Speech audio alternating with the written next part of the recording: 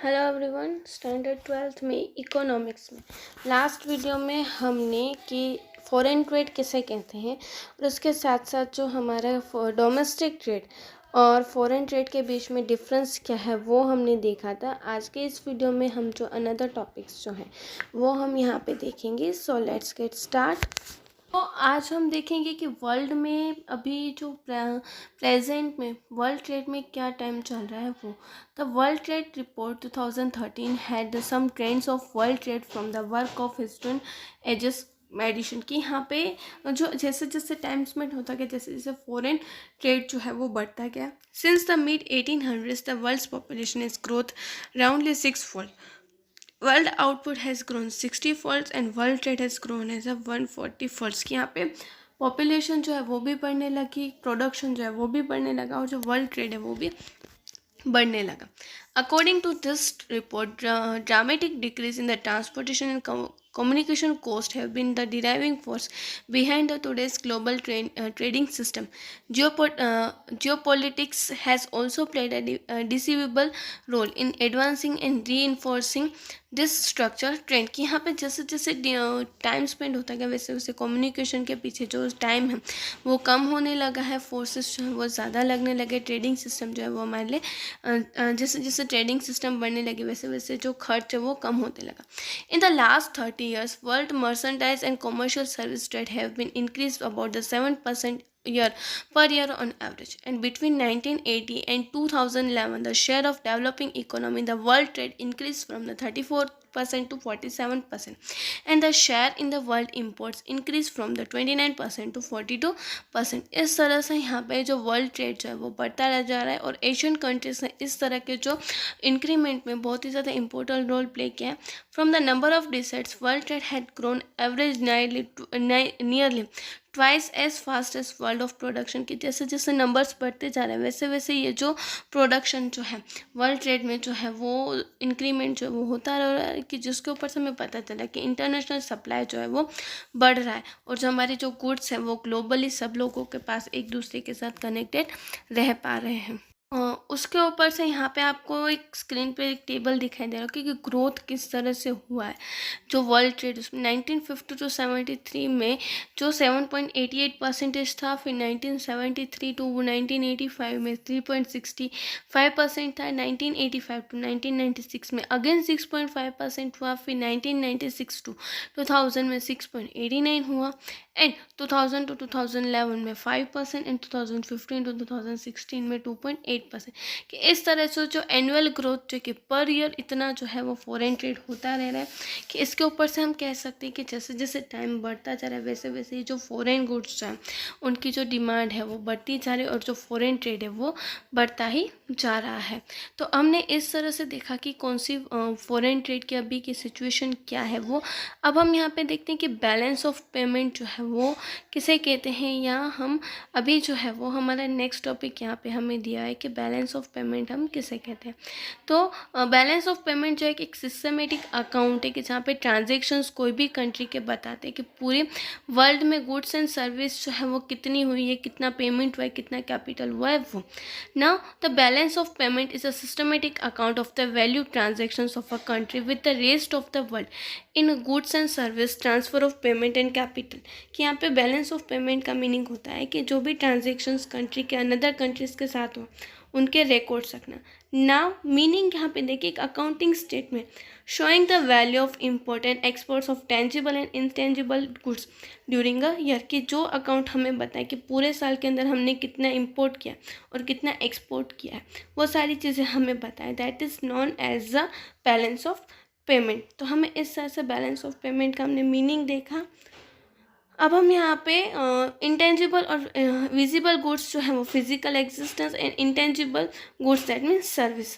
Now balance of payment has a credit entry and a debit entry. कि जैसा कि हम अकाउंट्स बनाते हैं उसी तरह से debit entries and credit entries होती हैं कि all the received by home countries from foreigners.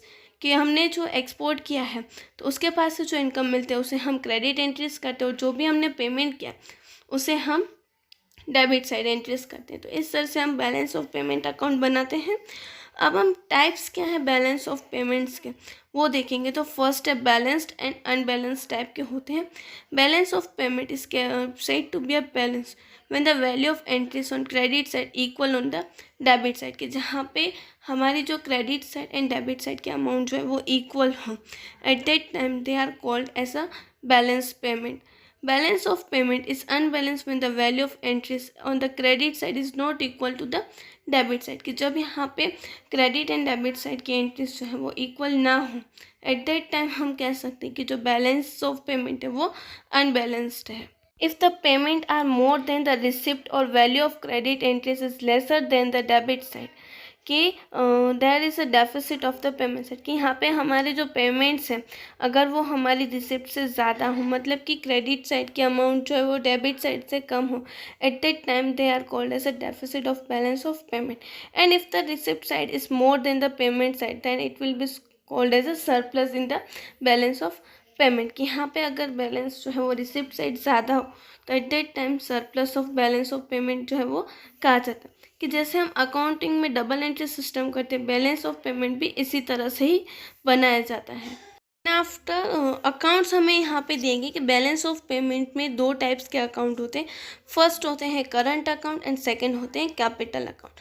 अब करंट अकाउंट की इस तरह से एंट्रीज होती है कि trade in merchandise goods and trade in invisible और सर्विस गुड्स, कि receipt from export are recorded as a credit entries and payment for imports are recorded in the debit entries, कि करंट अकाउंट में हमारी exports की जो भी income होती है उसको हम क्रेडिट साइड और इम्पोर्ट के जो भी एक्सपेंस होते हैं उनको हम डेबिट साइड करते हैं। And the sum of total section of the current account is called balance of trade, कि इस तरह के करंट अकाउंट का जो सम टोटल आता है उसे हम बैलेंस ऑफ ट्रेड कहते हैं। If the payment of merchandise import are greater than the receipt of merchandise export, then the deficit is known as a deficit in the balance sheet, कि यहाँ पे payment जो है वो अगर इनकम से ज़्यादा हो, at that time we are called as a deficit in the balance of trade. And vice versa, कि अगर रिसिप्ट जो है वो ज़्यादा हो, एट दैट टाइम सरप्लस जो है वो हम कह सकते हैं ना। इनविजिबल गुड्स या सर्विस के ऊपर जो होता है उसे भी हम क्या करते हैं, रिसिप्ट को हम क्रेडिट साइड करते हैं और पेमेंट को हम डेबिट साइड एंट्रीज करते हैं। और कंबाइंड बैलेंस जो होती है करंट फर्स्ट एंड सेकेंड की, वो हमारे लिए होती है करंट अकाउंट बैलेंस, की जो मर्सेंटाइज गुड की और इनविजिबल गुड्स की जो टोटल बैलेंस होती है वो हमारे लिए करंट अकाउंट की बैलेंस होती है। फिर capital account, capital account records receipt and payment of from the transaction on assets such as money assets like a bond, shares, gold, capital loan etcetera and other form of fix assets, की capital account किसे कहते हैं, कि जब हमने जो भी transaction है वो लॉन्ग टर्म असेट्स के रिलेटेड किए, कि जैसे कि बॉन्ड, गोल्ड इस तरह से की हो, तो वो हमारे लिए है फिक्स कैपिटल अकाउंट। और करंट अकाउंट और कैपिटल अकाउंट का टोटल जो उसे हम कहते हैं बैलेंस ऑफ पेमेंट। अब फैक्टर्स कौन से अफेक्ट करते, कि जब भी हम इस तरह से बैलेंस ऑफ पेमेंट बनाते कि अकाउंट बनाते हैं, अब कौन से फैक्टर्स अफेक्ट करते हैं। तो factors affecting of balance of payment means those factors which affects the import exports, movement of capital, movement of factor of production, investments, landings etcetera in the nation. यहाँ पे फैक्टर्स कौन से affect करते हैं, कि इम्पोर्ट के ऊपर, export के ऊपर, कैपिटल मूवमेंट पे कौन से फैक्टर्स, प्रोडक्शन के ऊपर कौन से फैक्टर्स, टेक्नोलॉजी, ये सारी चीज़ें जो है वो फैक्टर्स अफेक्ट करती हैं। डेफिसिट और surplus of payment arise also such a factors, कि जब डेफिसिट एंड जो सरप्लस होता है वो भी इसी फैक्टर्स के कारण अफेक्ट करता है। The impact of such a factor usually depend upon the level of development of country, कि ये सारे फैक्टर्स के जो डिपेंड्स फैक्टर्स हैं वो किस तरह के असर करते हैं, कि जो कम इकोनॉमिक डेवलपमेंट कोई भी कंट्री का कौन सा है, किस तरह से है वो। अब हम ये जो फैक्टर्स हैं वो हम यहाँ पे देखते हैं। तो फर्स्ट है एक्सचेंज रेट, कि जब भी हम गुड्स इंपोर्ट करते हैं, एक्सपोर्ट करते हैं, तो जो करेंसी में एक्सचेंज करते हैं वो रेट कितना है, प्राइस जो है वो हमारी कंट्री में कितनी है कोई भी गुड्स की और फॉरेन कंट्रीज में कितनी है। फिर वेराइटी एंड क्वालिटी कैसी है गुड्स की, इनएविटेबल इंपोर्ट्स की, कुछ ऐसी गुड्स हो कि जिसे हम इंपोर्ट करना ही पड़ता है। फिर लेवल ऑफ इकोनॉमिक डेवलपमेंट कितना है हमारी कंट्री में, लीगल रिस्ट्रिक्शंस कितने हैं ट्रेड के ऊपर, ये सारी चीज़ें, और एज वेल एज ट्रेड के रिलेटेड सपोर्टिंग फैसिलिटीज़, कि इंफ्रास्ट्रक्चर फैसिलिटी से कि ट्रांसपोर्ट की, कम्युनिकेशन की, ये सारी चीज़ें कितनी हैं, ये भी कोई भी कंट्री के डेवलप मतलब कि फॉरेन ट्रेड पे और बैलेंस ऑफ पेमेंट पे इतनी ज़्यादा इफेक्ट करती हैं कि जितने अदर फैक्टर्स जो है वो करते हैं कि हमारा जो कंट्री का डेवलपमेंट रेट है या हमारी जो प्राइस कैसी है, ट्रेडेबल गुड्स कितने हैं, उसकी क्वालिटी कितनी है, ये सारी चीज़ें भी जो है वो इजीली अफेक्ट करती हैं जो भी हमारे बैलेंस ऑफ पेमेंट होता है उसके ऊपर। तो अब हम यहाँ पे बैलेंस ऑफ पेमेंट का आपको एग्जांपल दिया हुआ है कि credit items, debit items and balance, ये आपको ऐसे ही एग्जाम दिया। अब यहाँ पे क्रेडिट साइड हमारी इनकम, मर्सेंडाइज इनकम, एक्सपोर्ट, फिर मर्सेंडाइज इंपोर्ट 300 करोड़, फिर ट्रेड बैलेंस हमें देखिए सर्विस एक्सपोर्ट हमने किए 100, सर्विस इंपोर्ट हमने किए 200, फिर इन्वेस्टमेंट इनकम हमारे हुए 100 करोड़, इन्वेस्टमेंट मनी जो है वो हमने पेमेंट किया 200 करोड़, फिर यूनिलेटरल इनकम 200, यूनिलेटरल पेमेंट्स 100, इस तरह से सब टोटल आया करंट अकाउंट का 600 और पेमेंट जो है वो आ रहा है 800 करोड़। दैट मीन्स कि यहाँ पे डेफिसिट कितना आ रहा है, जो क्रेडिट साइड का जो डेबिट साइड का जो टोटल है वो क्रेडिट साइड ज़्यादा आ रहा है। दैट मीन्स कि 200 करोड़ जो है वो डेफिसिट आ रहा है। अब इसी तरह से ये हुआ कर, अब कैपिटल अकाउंट में लॉन्ग टर्म बोरोइंग्स जो है वो है 200, लॉन्ग टर्म लैंडिंग दी गई है 80, फिर short term borrowings 100 crore, short term lending 60, sales of goods 1000 crore and purchase of goods is 50। तो टोटल हमारे यहाँ पे हुआ है 190। सब टोटल जो है वो इनकम जो हमारी इनकम है 400 एंड एरर्स एंड ओमिशन से सबसे 10 जो है वो हमसे रह गई। दैट मीन्स कि 200 जो है वो हमारे लिए एक्सपेंस हुआ। तो दैट मीन्स कि 200 करोड़ जो है वो हमारे लिए बैलेंस ऑफ पेमेंट जो हुआ है कि मतलब कि हमारे पास सरप्लस हुआ।